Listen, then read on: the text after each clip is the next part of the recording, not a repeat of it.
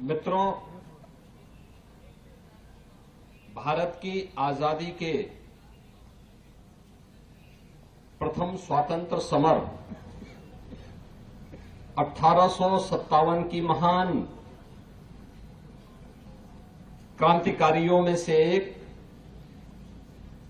वीरांगना अवंतीबाई लोधी जी की आज पावन जयंती है। मैं इस अवसर पर वीरांगना अवंतीबाई लोधी जी की स्मृतियों को नमन करते हुए प्रदेशवासियों की ओर से उनके श्री चरणों में विनम्र श्रद्धांजलि अर्पित करता हूं। वीरांगना अवंतीबाई लोधी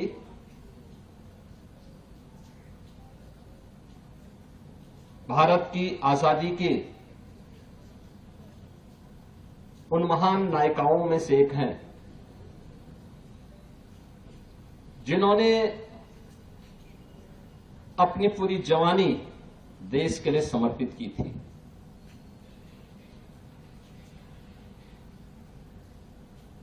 देश की आजादी के लिए अपना सर्वस्व न्यौछावर करने में उन्होंने कोई कोताही नहीं बरती और यही कारण रहा है कि वीरांगना अवंतीबाई लोधी जी के नेतृत्व में अंग्रेजों के खिलाफ देश की आजादी के लिए जिस युद्ध को लड़ा गया, आज भी बड़ी श्रद्धा के साथ हर व्यक्ति उनकी स्मृतियों को नमन करता है। हर भारतवासी उनके योगदान के लिए उनके प्रति नतमस्तक होता है। आज उनका 196वां पावन जयंती है। आप सोचो, 1857 में उनकी उम्र क्या थी? मात्र 27 वर्ष। और 27 वर्ष की उम्र में उन्होंने देश की आजादी के उस आंदोलन में, उस संघर्ष में अपने आप को बलिदान किया। बलिदान की एक मिसाल प्रस्तुत की। 27 वर्ष की उम्र, देश के प्रति और देश की आजादी के लिए यह जज्बा, यह अभिनंदनीय है, एक प्रेरणा है। वर्तमान के युवाओं के लिए एक सब प्रेरणा के स्रोत हैं और इसीलिए उत्तर प्रदेश जैसे राज्य में वीरांगना अवंतीबाई लोधी जी का ये आदर्श उत्तर प्रदेश के लिए प्रेरणा बन सके, इसके लिए हमारी सरकार ने उत्तर प्रदेश पीएसी बल में जब 3 नई महिला बटालियन के गठन की कार्रवाई को आगे बढ़ाया, तो इन 3 पीएसी महिला बटालियन का नामकरण और उनके गठन के पीछे का जो ध्येय था, उसके पीछे भी उद्देश्य स्पष्ट था। हमने बदायूं में वीरांगना अवंतीबाई लोधी जी के नाम पे पीएसी की नई बहानी का गठन किया और वह कार्य हमारा लगभग पूरा हो चुका है। वहां पे वीरांगना अवंतीबाई लोधी की अश्वारोही प्रतिमा की स्थापना की कार्रवाई अंतिम चरण की ओर आगे बढ़ रही है। ऐसे ही लखनऊ में महिला पीएसी की जिस बटालियन का गठन हो रहा है, उसका कार्य भी युद्ध स्तर पर आगे बढ़ा है। वह वीरांगना उदा देवी पासी के नाम पर लखनऊ में स्थापित हो रहा है। गोरखपुर में वीरांगना छलकारीबाई कोरी के नाम पर पीएसी की नई बटालियन के कार्य तेजी के साथ आगे बढ़ रहा है।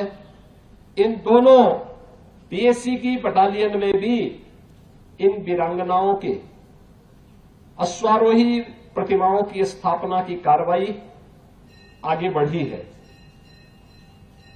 इसके पीछे का ध्येय भी है कि मातृशक्ति की सुरक्षा के जो प्रश्न उत्तर प्रदेश के अंदर उभरते थे, उन प्रश्नों पर छाए हुए बादल समाप्त हो, बेटी सुरक्षित हो, बेटी सम्मान के साथ सिर उठा करके समाज के प्रत्येक क्षेत्र में कार्य कर सके और बेटी के स्वावलंबन के लिए शासन की योजनाएं प्रभावी ढंग से आगे बढ़ सके। और उसी विश्वास के साथ सरकार ने, डबल इंजन की सरकार ने प्रधानमंत्री मोदी जी के मार्गदर्शन और नेतृत्व में अपने इन कार्यक्रमों को आगे बढ़ाया है। कार्यक्रमों की इन्हीं श्रृंखला में उत्तर प्रदेश पुलिस बल में 20% बेटियों की भर्ती अनिवार्य हो। आज उसके परिणाम है कि 2017 में जिस उत्तर प्रदेश के पुलिस बल में महिलाओं की संख्या मात्र 10,000 थी, आज वह संख्या बढ़कर के 45,000 से ऊपर अब पहुंच चुकी है। ये चीजें बताती हैं कि केवल नारी एक केवल नारा नहीं है, बल्कि नारी के गौरव की रक्षा के लिए उन्हें सुरक्षा मिल सके, उन्हें सम्मान की अनुभूति हो सके और उस स्वावलंबन के साथ राष्ट्र प्रथम भाव के साथ आत्मनिर्भर और विकसित भारत के सपनों को साकार करने में अपना योगदान दे सके। इसके पीछे इन वीरांगनाओं का जो योगदान था, जो उनका तप था, जो उनका त्याग था, जो उनका बलिदान था, वह बलिदान एक नई प्रेरणा हमें देती है।